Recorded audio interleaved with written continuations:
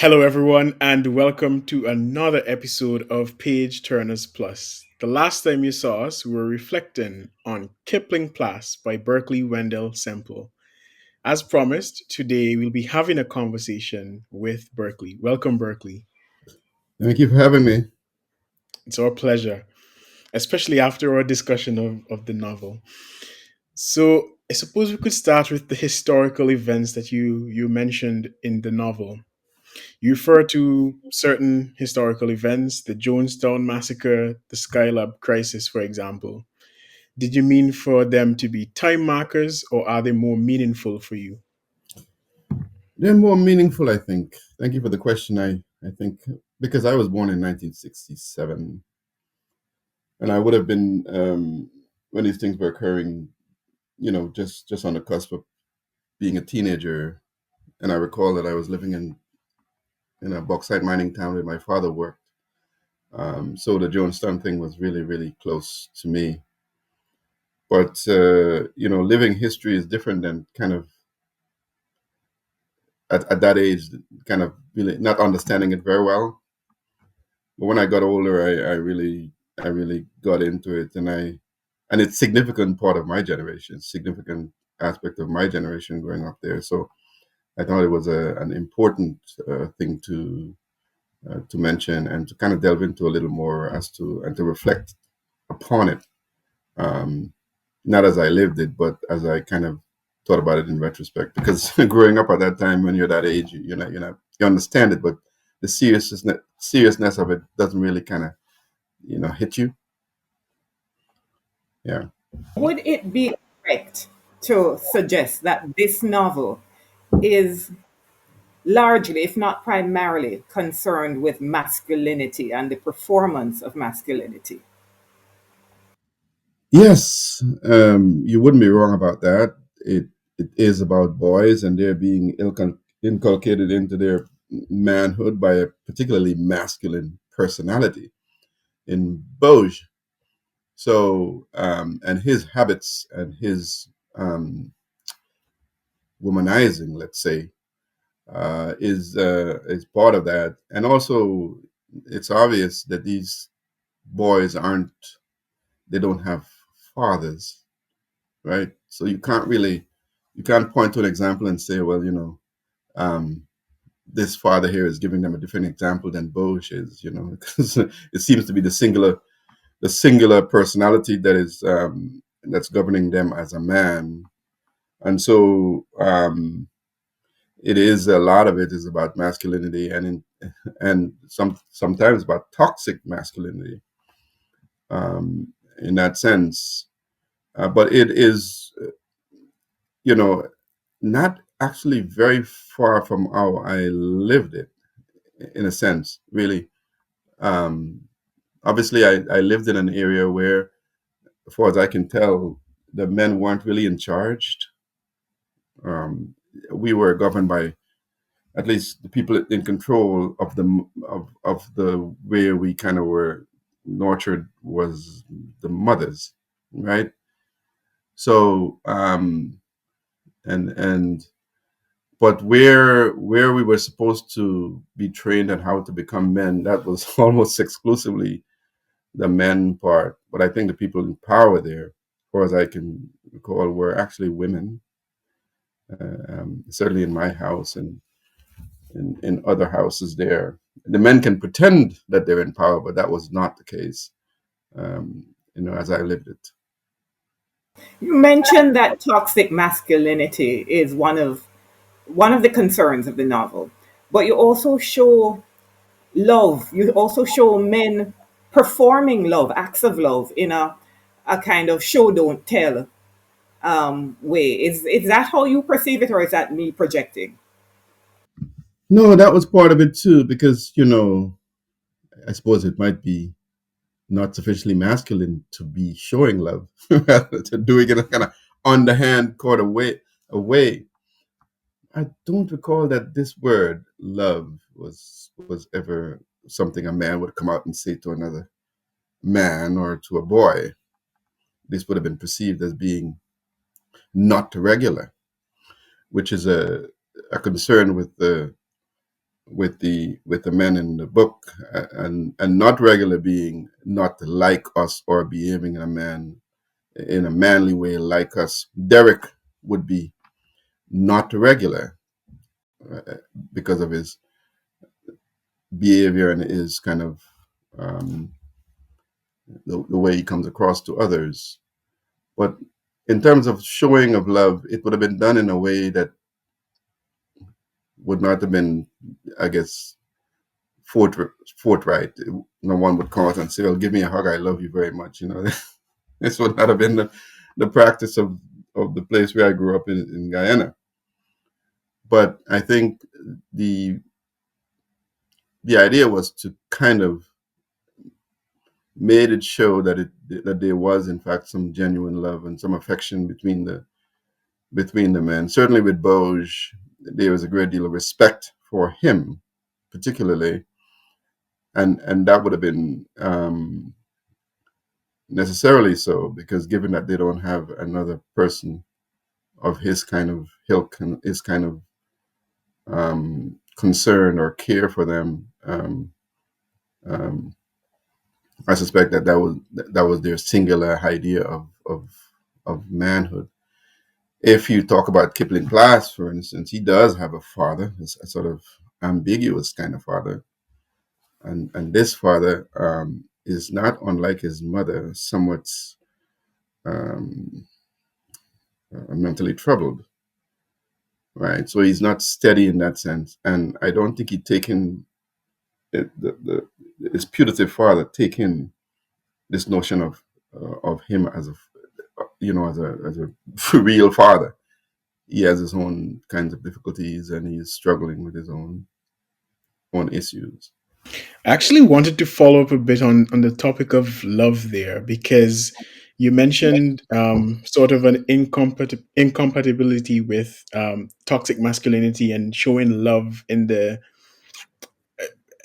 sense that we're accustomed to.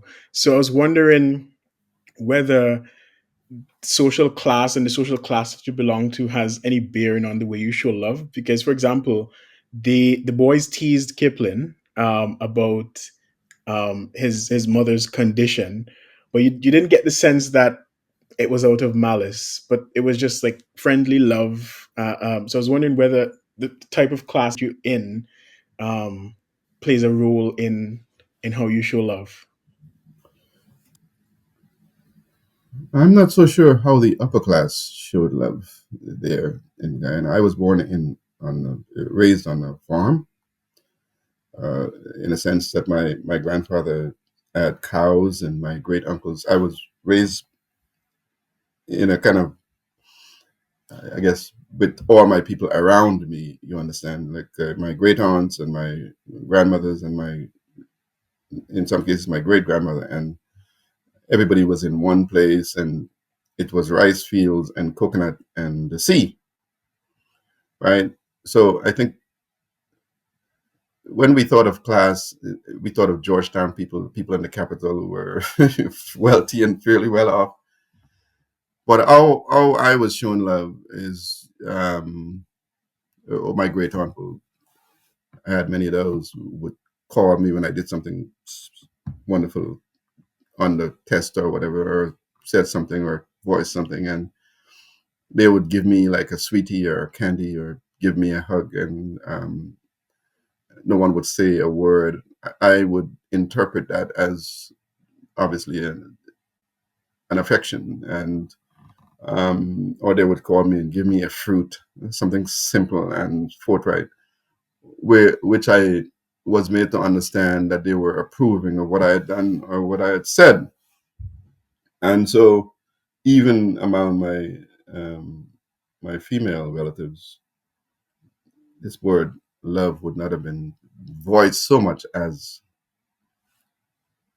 was put in action. Let's say it was demonstrated in a kind of outward affection for me. My grandfather, for instance, used to give me honey. He had a bottle where he poured it out when I did really great on a test, and then he would just give me the honey. This I gather, well, this I knew was a way of encouraging me to do better, or that it was proud of me for the particular moment that happened. But it was never come. I'm so proud of you. Here is a hug. I love you so much. It wasn't like that sort of obvious sort of demonstration of love. You see. Yeah, in Well, our generation, yeah, in our generation, food was love.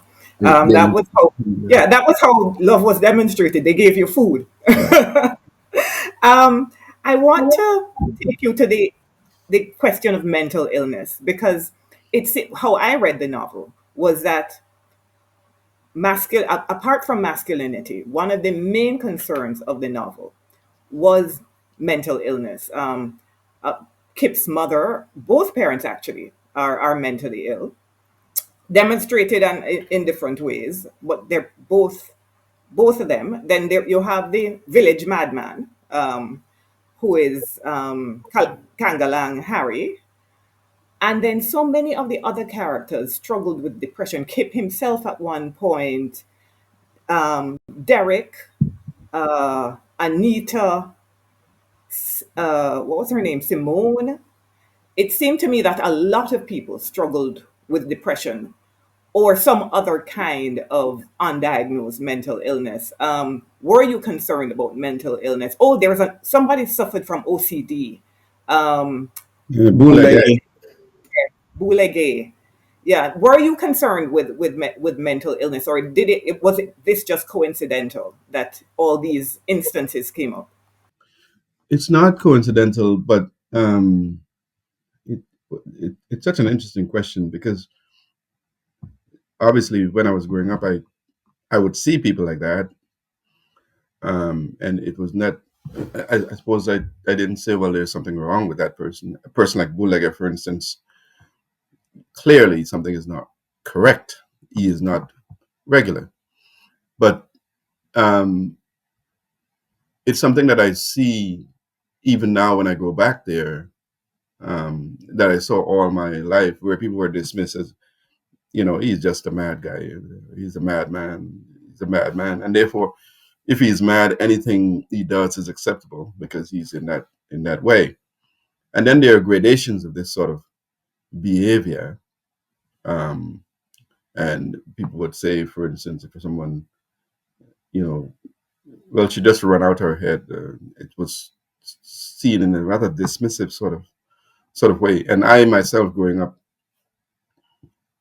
would have been inclined to dismiss any kind of behavior like that as something very personal, and the person might be having a day or something is wrong with them, like when um yeah. But in terms of Kip's mother and parents, there's an underlying cause for their behavior, and it is also the same with Kangalang Harry Arnold, who had a rather traumatic experience in the bush when he's in Bang, and he literally died and came back alive, and he came back in this particular way where his uh, verbal responses to anything is a Kiriko, and this is the place where he had this situation happen.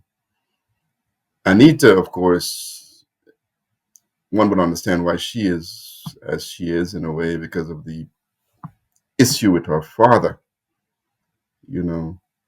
Um, yes, and so yes, it was a real thing for me. It was a conscious effort to kind of understand, because I did have some of that in my own family, and it was so close to the heart. I did not meant it to be so obvious in the book, but it is nice of you to point out because it is a significant problem in my own among my own people, and um, it came out in another more deliberate way than I wanted to be, but there it is.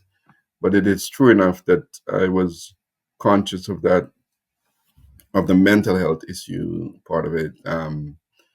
With Bulaga, for instance, I had a friend, um, not a friend so much, but I was in the military here for a number of years, and there was a guy on the ship with me. I was in the Missouri at the time, and he had that habit.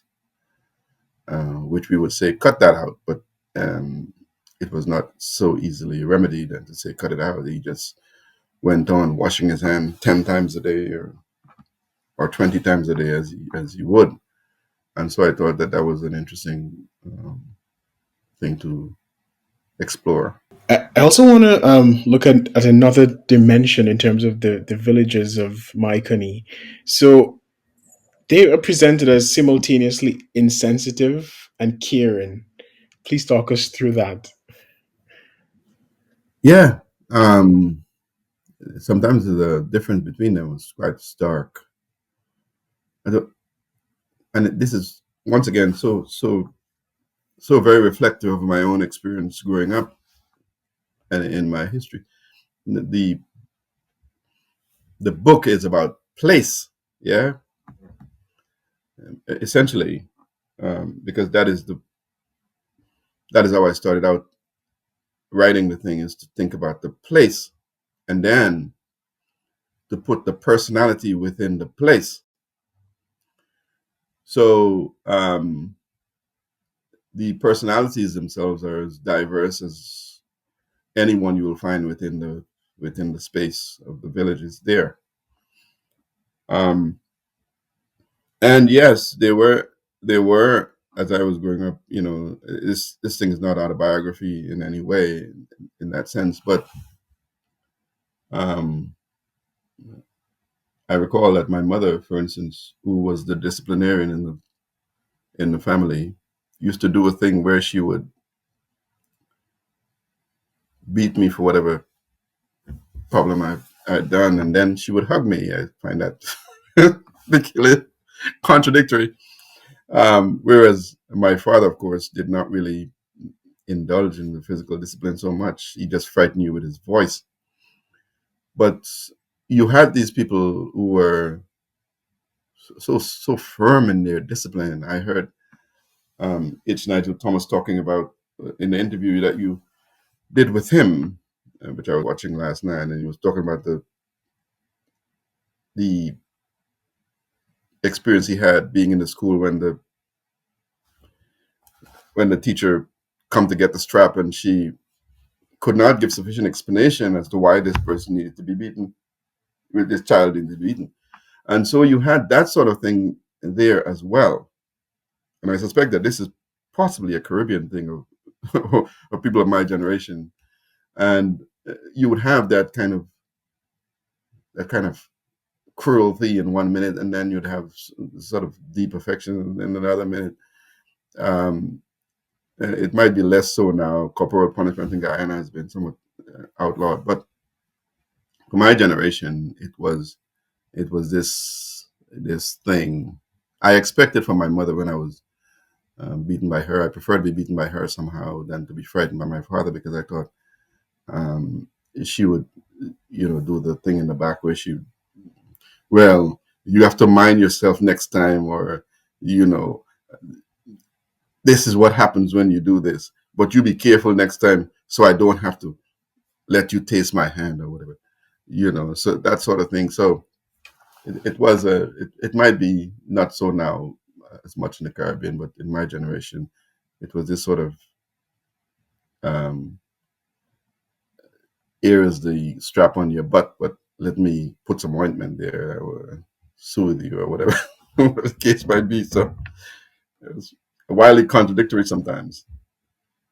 It's complicated because, I mean, we do come from a brutal past. We have a brutal past, and that has to feed into who we are now. Yeah. And then I think they just certainly well, I am a little older than you, Mm. and certainly in my household, I got the impression that love was weakness. That was, I don't know that it was deliberately that anyone wanted to create that impression, but that's the message I received. Love was weakness, and people were very free and very willing to express anger, and a lot less willing to express love. So I think, fortunately, we are moving past that. Not as fast as we'd like to, but I think we're moving past that as a community. But I wanted to talk to you about literature, Caribbean literature, Caribbean music, because you celebrate Caribbean literature in this novel. Anybody who doesn't have a background in Caribbean literature, if you read Kipling Plass, um, you can almost get it's almost a crash course in early Caribbean literature. Why did you want to do that? Well, this is a good question because that part I loved. You see, because I'm really a huge fan, and I'm a lifelong reader of Caribbean literature. I was talking to someone the other day, and they had never read Frank Hercules. I when I did read him, I thought he was such a great writer. He's now lost in the ether, but Where the Hummingbird Flies, I think, believe it was the first novel I read by him, and I read everything West Indian, right? So I read everything that came out. You'd notice that it's not that Kipling is the reader. There's everyone in the book who are readers.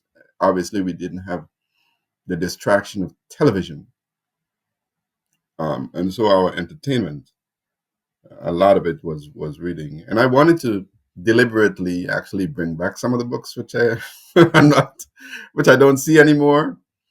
I mean, and I read books from all of the Caribbean. I mean, Paradiso by Jose Lozama Lima.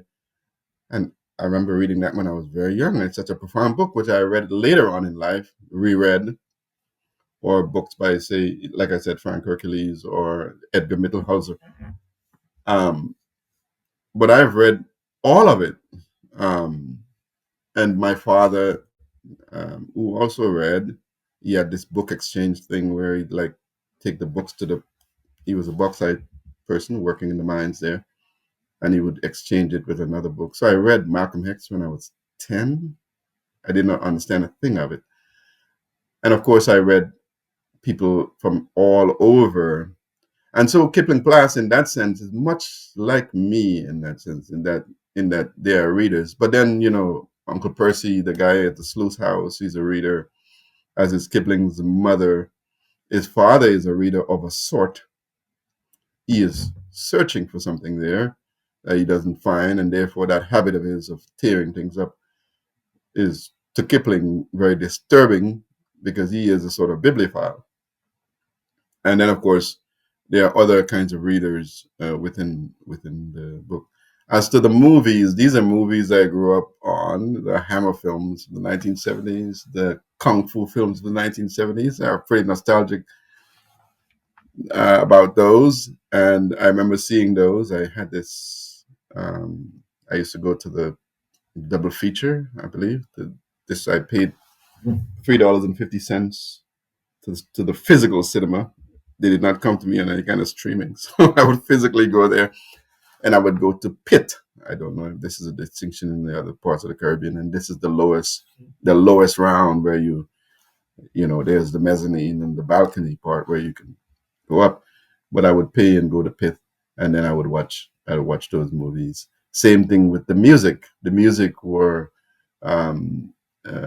part of my, Yellow Man and Fathead and I Roy and U Roy and all of those other people were so in vogue when I was growing up, and their presence in the novel really indemnify the time that I'm writing about, as is the politics, and so it seems to me a sort of natural thing to kind of involve. There's a particular incident in the novel where Kip and the boys go to Dado's rum shop, and he's playing some kind of indie, and they're talking about they want Yellow Man and Fathead and so on and so forth. And he's, of course, of a different generation. He's not even aware of it, and it caused much difficulties there. The physical violence. He came out there and he hit, as I recall, Harry. And I thought that was an interesting example of the kind of generation that he was, and the generation that Kip and Harry and Carl were in. Since we're talking about the culture and music and all of that. I have a personal curiosity that I want you to satisfy. Um, the Mr. Ramphal's boat, is it named for the song by the Abyssinian Sata Masagano? And another one I was curious about is Aunt Esther, the character. Is she related to the Sanford and Son character? Uh, that's a good question. No, Sata Amasagana was actually from another song by Third World. So I get that might be something relating to the Abyssinian. I don't know, but there's a song by Third World I, Sata. I know the Third World song, but the Third World song comes after the Yeah, Abyssinians. I did So not I know that. think Third World was drawing on the Abyssinians. Yes, I did not know that the Abyssinian version, but the Third World version definitely, and that was definitely the that came from there. The Honesta in the book did not come from Honesta and Stanford and Son. It came from um, August Wilson's play. The I think it's called Gem of the Ocean. That's one of the plays in his is in his decade cycle, um, and that came from there. And Honesta is a particularly interesting character to me in the novel because she tells true lies, which is a distinction that needs to be parsed. She tells the story, but she invents things to augment it. This is a kind of West Indian way of entertaining us. This is a calypso kind of song, right? So with her, I thought there was a kind of wisdom in her as an inventor, or a person who adds on to things. But what she does also is confuse things. She was an interesting character for me because through her I got to like sort of like mystified history in a way, because she's telling Kip the story about how his forebears were murdered, um, but you don't get that she's telling the truth most of it. She's also telling it through a kind of racist sort of perspective, because she's describing the East Indian dentist who was clearly Chetty Jagan as the kind of person he is, and she is messing up the facts of it. That's interesting because I thought to write that thing based upon the research I was doing to write it. I wrote it as a fact, like, and it wasn't really right. It seemed like I was writing some kind of essay. So I thought if she tells a story, she's been around sufficiently long enough, then I can filter the story through her. I tried that also in the schoolyard when the children were talking about Anita and Kip, where I have all of them talking all at once. Like their stories are kind of like a camouflage. Like you would hear them in the schoolyard when you go there. They're all talking, and you're hearing the noise, and you're not focusing on who was saying what. But I thought if I had various people speak, then I narrow everything to the one subject, then everybody will comment on that particular subject all at once in that way, kind of like a collage sort of fiction.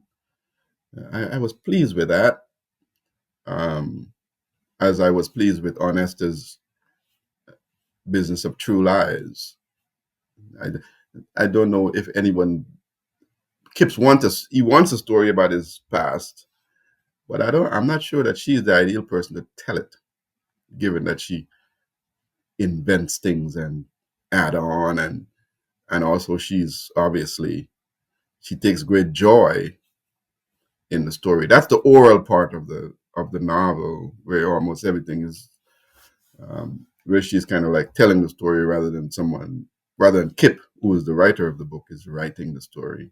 I actually wanted to pick up on the political references because that caught my eye in the novel. So you mentioned the dentist, clearly Chetty Jagan. You spoke about Walter Rodney, and you used the infamous innuendo of King Kong, which Walter Rodney made popular when he was referring to Forbes Burnham.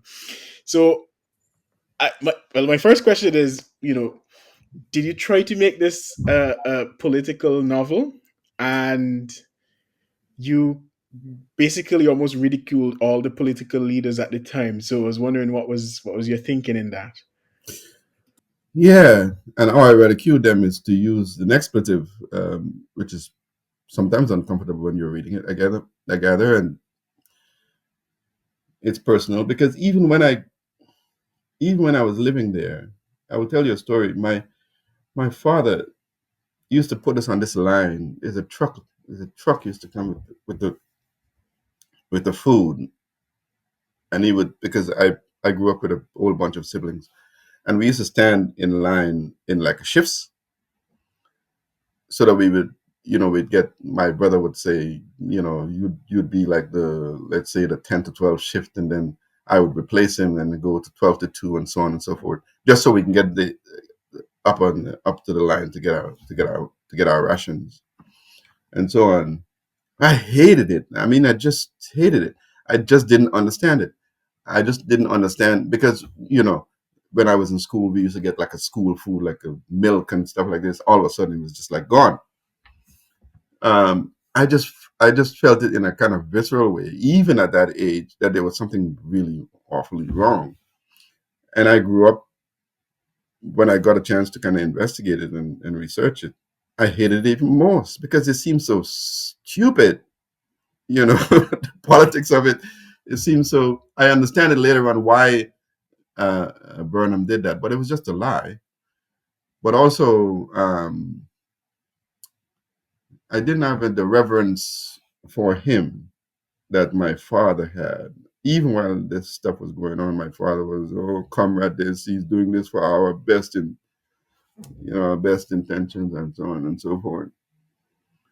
The King Kong reference is a particular one because, yes, Rodney said some other things about him, of Burnham, but he also said this idea of King Kong. I know that from a Sparrow song, King Kong coming down. I like that song too. But the politics of it, as much as I can digest at that age, seemed to me even then to be just totally wrong. And it was confirmed when I was able to be sufficiently older to understand it and to research it and to reflect on it. And so, yes, the novel was pointed about those people and their misbehaviors and so on. And there is the thing. My mom did in fact have a cake selling business, right? And there was some fear about her going out because I went with her to Springlands, which is some distance from where we lived, to buy an flour. And our nervousness, she was just nervous about it, and then she had to pay some bribes on the way back when she was stopped. And there were certain, they criminalized people, man.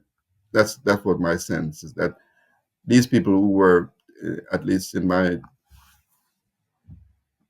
fairly decent people, they were made to do things that were, to me, were like criminals, and the guilt was there too. The guilt of what they had to succumb and did was actually there, and they could feel it. I think Kip mother tried to explain it to him, but he knew what was what was going on. So yeah, it was a real thing.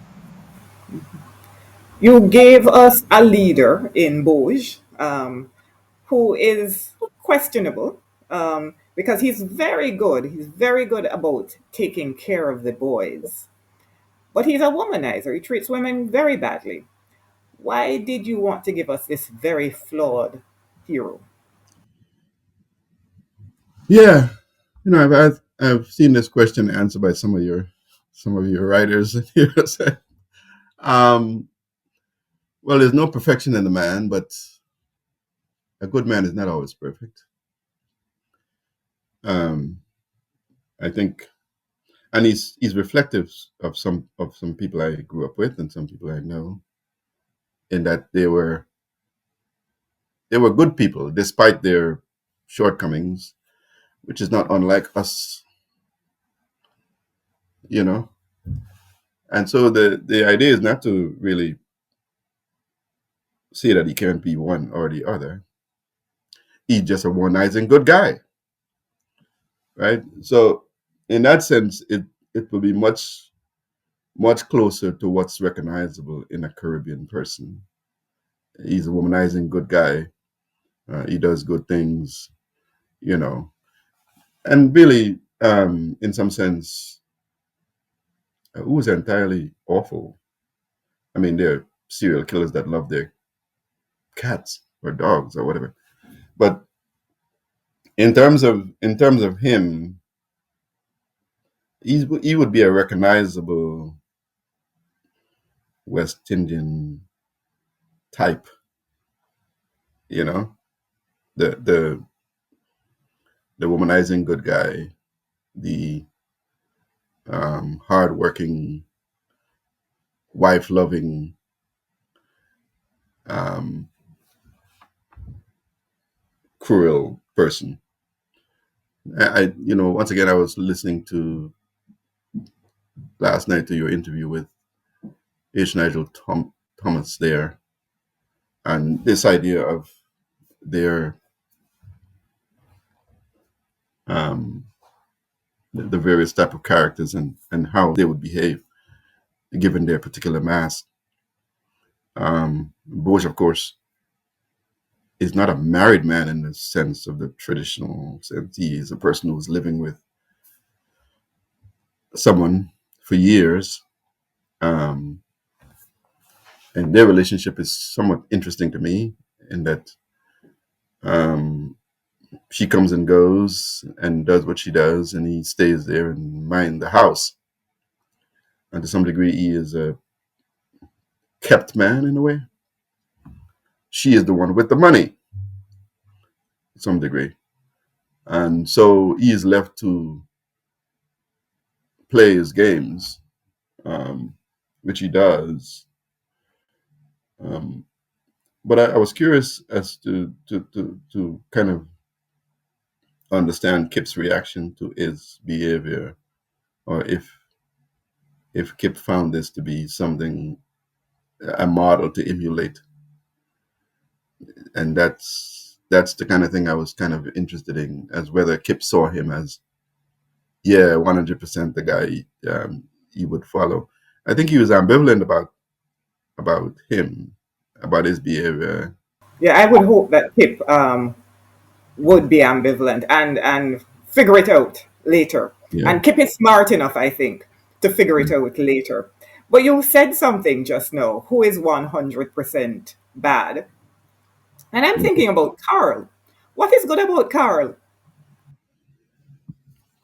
That's a harder question to answer because he is a bad guy. Um, what is good about him? Well, perhaps that he's free. He chooses to be free in whatever he does, even in the even in a place like that where such a behavior would be intolerable. But he does what he does. He is a transgressor, and um, he transgresses in every possible way. Now, is but he also allows Kip to get a more enlightened way of how people can be, because Kip is puzzled by him. He's puzzled by his relationship with Long Toenail, the girl that Carl has, and then he's puzzled by Rakesh, the other boy, the boy that that Carl bring back from Essequibo. He's almost trying to see Rakesh as a girl to justify, because he's kind of like inspecting him to see his behavior and how he looks and uh, his feminine qualities, as if, and he then starts to kind of think in terms of, yes, that is a possible because this Rakesh is close to a girl in some sense. But then, he kind of recognized that that would be not a thing that Bosch would accept. And so his whole scheme to make Derek regular was one of interesting comedy because, he takes Derek to see Sati, and that whole business of trying to turn him into a regular person turns out to be really, really awful. That part made me laugh, but I kind of see Kip trying to repair his friend because Derek is a real friend in that sense, as is Harry. And Carl is his behavior, his relationship to Carl is much more troubling because Carl hits him, you see. But with Harry and certainly with Derek, he's very mindful of Derek in that way. He recognizes who he is, who Derek is, and is trying his best to make him regular as he see it. And then a quick follow up to that would be, why did you address sexuality so directly in the novel? I mean, the sexual violence, sexual exploitation, um, even experimentation to some extent. Why did you address this directly? I'm glad you asked this question because that is very deliberate. I think there's a sort of unfortunate bashfulness in West Indian literature, especially young adult fiction. I've written about this before in an essay of mine, published in Pre. I call it the, what did I call it? But my argument was simply this, um, that most of the novels, the Caribbean novels that I read, at least the young adult fiction, the characters, the young adults seem almost unaware of their own physicality, uh, almost unaware of their own bodies, right? They are wonderfully adept at describing things and to pointing out, the very minute things. But when it came to sex, the author, and this is an authorial decision, the author kind of looks away from the sex, except with, say, a person like Anya Kempadu in Buxton Spice, which I thought to be a really wonderful novel, or John Carew in The Wild Coast. But I think the children in those novels represent an idea rather than themselves. And I thought when I'm writing a book, that's not going to be me. They're going to be aware of their bodies. They're going to be aware of what it does. If you live on a farm as a child, you know what goes where very early, between cows, between chickens, between sheep, and so on and so forth. So there's no real mystery there. And I thought in those young adult novels, especially and I analyzed, I think, Francis in um, The Year in San Fernando and Green Days by the River. I looked at The Schoolmaster by Earl Lovelace. I looked at Christopher by Gottfried Drayton and some other novels, and they all had um, this notion of the child as representing some kind of idea rather than the child representing himself. So when I thought to write the novel, I said, that's not going to be how these people will be. They'll be 14-year-olds and they're going to be 17-year-old, and they can be one way or the other, but they are going to be aware of their bodies and they're going to be aware of their sexuality, and they are going to be expressing that sexuality in a forthright, non-bashful, upfront way, which might be in your face. But I thought that that's the only way that can be. How else would you do it? You mentioned earlier when we first started the conversation, that the novel is about place, which confirmed a suspicion I had that Mycone is a character and perhaps the most important character in this novel. But there is a multiplicity. There you have lots and lots of characters in this novel. Did it ever occur to you? Were you ever scared of doing that? Because it's hard to keep track of so many characters, and you can lose your reader. Um, readers can struggle with a multiplicity of characters. So, was that something that you were concerned about, and why was it important for you to present so many characters? It was not a particular concern, but and it's organic in a way. It kind of builds on it. It's not like where I said that I'm gonna write this novel and I'm only gonna have 25 characters or something like. But I find that when I was writing,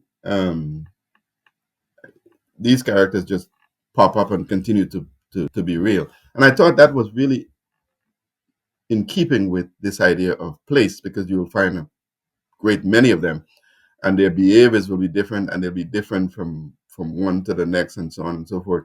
I was pleasantly surprised after reading your question because I never thought about it in that sense. But excuse me, when I did think about it, I thought, "Ooh, that's a lot of characters."